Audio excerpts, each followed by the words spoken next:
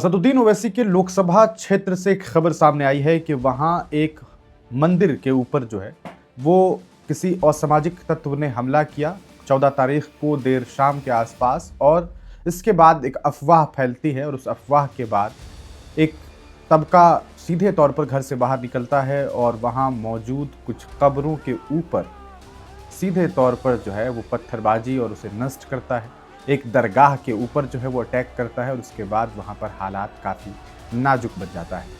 आपको मालूम है तेलंगाना की राजधानी हैदराबाद है और हैदराबाद में पुराना पाल करके एक एरिया है। जी हाँ, पुराना पुल एक एरिया है ओल्ड हैदराबाद में, और उसी जगह ये खबर सामने आई है कि किस तरीके से वहाँ एक मंदिर है, माँ भवानी मंदिर करके, वहाँ किसी असामाजिक तत्व ने, अब किसने किया अभी तक ये कंफर्म नहीं है, ना प्रशासन की तरफ से कोई जानकारी है इस पूरे मामले पर कि ऐसा ये तय हो गया हो कि किस इंसान ने किया है। और उसके बाद इस पूरे मामले पर एक अफवाह फैलती है और फिर वहाँ शुरू हो जाता है एक तनाव। कई पुलिसकर्मी भी घायल हो गए हैं, कई लोग घायल हो गए हैं, आगजनी की भी खबर सामने आई। हालांकि इस पूरे मामले के बाद वहाँ असदुद्दीन ओवैसी जो हैदराबाद के सांसद हैं वो घटनास्थल पर पहुंचे भी, जहां पर सीधे तौर पर ये बात कही जा सकती है कि कब्र के ऊपर जो अटैक किया गया, हमला किया गया, और वहां पहुंच करके आपको मैं बताऊं इस पूरे मामले पर जो साफ तौर पर जो डिटेल में खबर साझा की गई है वो ये बताया जा रहा है कि अफवाहों के बाद जो है वहाँ हिंसा की जो है वो खबर भड़की थी, पत्थरबाजी हुई, कब्रों को नुकसान पहुंचाया गया,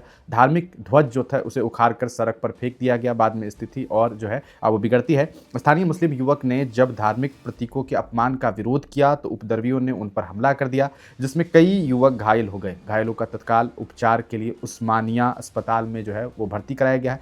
दरगाह और कब्र को नुकसान पहुंचाने की भी बात सामने आई है। हालांकि इस पूरे प्रकरण के बाद भारतीय जनता पार्टी के नेताओं ने और बीजेपी ने सीधे तौर पर कांग्रेस सरकार को जो है वो निशाने पर लिया और ये कह रहे हैं कि बार बार जो है तेलंगाना में कांग्रेस की सरकार बनने के बाद हिंदू धर्म का अपमान हो रहा है, हिंदुओं का अपमान हो रहा है। यकीनन ये काफ़ी चिंताजनक खबर है कि वहाँ दो समुदाय आपस में उलझ जाते हैं। आपको बताते चले इस पूरे घटनाक्रम को लेकर के असदुद्दीन ओवैसी ने लोगों से ये अपील की है कि शांति बनाए रखें। वैधानिक कार्रवाई उन तमाम लोगों के ऊपर होगी जो लोग भी इस पूरे प्रकरण में जो है मुजरिम ठहराए जाएंगे।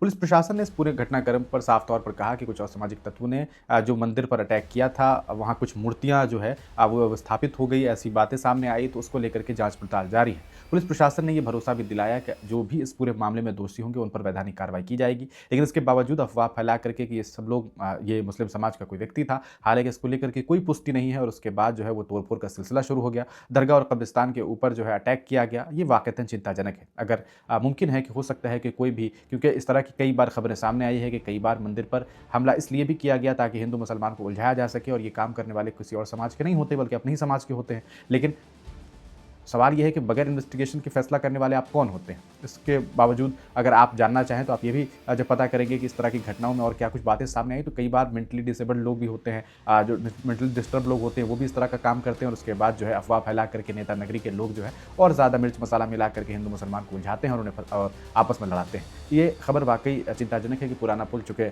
ओल्ड हैदराबाद का हिस्सा है और वहाँ पर इस तरह का मामला सामने आया है। इस पूरे मामले पर टी राजा सिंह जो भारतीय जनता पार्टी के विधायक और असदुद्दीन ओवैसी और फरुद्दीन ओवैसी के खिलाफ अक्सर बोलते हैं, उन्होंने भी सोशल मीडिया पर ट्वीट करते हुए इस बारे में जानकारी दी और बताया कि किस तरीके से मंदिर पर हमला हुआ, उन्होंने अपना पक्ष रखा है। वहीं दूसरी तरफ साफ तौर पर यह बात सामने आ रही है कि किस तरीके से वहां पर एक दरगाह और कुछ कब्रों के ऊपर अटैक किया गया, हमला किया गया है। देखना यह है कि इस पूरे मामले में जो लोग भी आरोपी हैं उन्हें कब सजा मिलती है। यकीनन आप तमाम लोगों को चाहिए कि किसी भी तरह का अफवाह ना फैलाएं। आप तमाम लोग शांति की दुआ करिए और शांति बनी रहे, यही बहुत ज़रूरी है। हिंदुस्तान में वो लोग तो आँख खोल करके बैठे हुए हैं जो ये देखते फिरते हैं कि कहीं कोई मामला तो नहीं हिंदू मुसलमान का बन पाता है, और वो पूरी कोशिश करते हैं और पेट्रोल और डीजल और कह सकते हैं कि जो भी मिर्च मसाला हो वो छिड़क करके आपस में लड़ाने का प्रयास करते हैं। इस खबर को देखने के बाद आप क्या सोचते हैं? असदुद्दीन ओवैसी मौके वारदात पर पहुंच करके लोगों से उन्होंने अपील किया है कि इस घटनाक्रम में जो लोग भी शामिल हैं उन पर सख्ती से कार्रवाई की जाएगी। आप क्या सोचते हैं? कमेंट सेक्शन में अपनी राय जरूर लिखिएगा।